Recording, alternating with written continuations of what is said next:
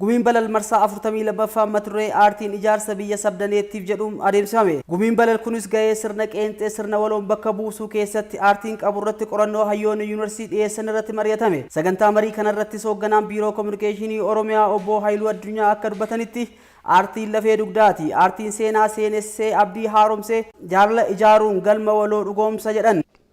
Aartiin lafee dugdaati. Lafeen dugdaa yoo meelate dhalli namaa ol jedhee deemuuf ni rakkata.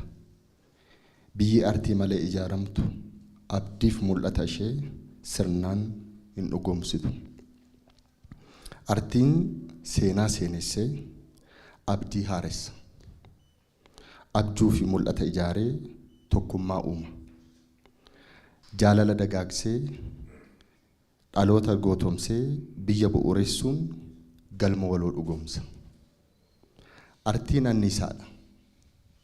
Duudhaa, safuu, aadaa, seenaa fi eenyummaa guutuu baatee dhaloonni akka jiraatu, biyya isaa akka jaalatu, ofirras akka mariifatu taasisa. Biyyoonni industirii jabeessan seenessa qeenxee maksanii seenessa waloo ijaarratan biyyi keenya seenessa waloo dhugoomsuuf biyya hundaaf taatu ijaarrataa jirtu keessatti aartiin gahee isaa gumaachuu qaba jedhan.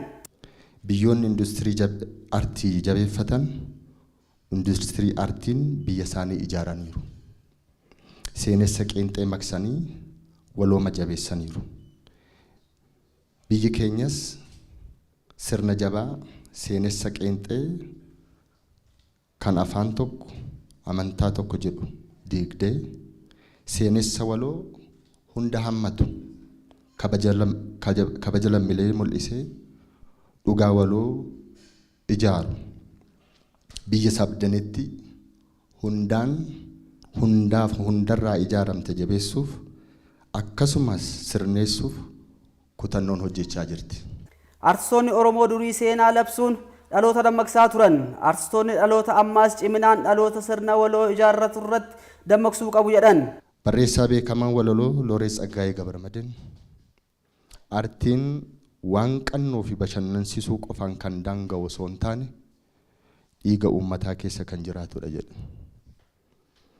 Alii Birraas eenyummaa fi birbadummaa fakkeessuun weellise. Karaan manni abbaa gadaa eessaa jechuun egeree fi duudhaa safuutti deebi'uuf qiyyaase. Artiist Haacaaluu Hundeessaan Oromoon biyya diigaaree jechuun seenessa haaraa ilaalcha dhaloota haaraa bocee dhugaa Oromoo ifa baase. Qaamoleen marii kanarratti argamanis guddina biyya tokkoo keessatti gaheen aartiin qabu olaanaa ta'uu ibsanii artistoonni keenyas cimanii irratti hojjechuu qabu jedhan. Biyya tokko ijaaruu keessatti aartiin naareeshinii guddaa gati qabatuuf biyyi immoo akkatti naareetti godhametti guddata waan ta'eef suni baay'ee impoortaantiidha. Artistoonni jalqaba aartii kana ijaaruu qabu. Aartii kana utubuu qabu.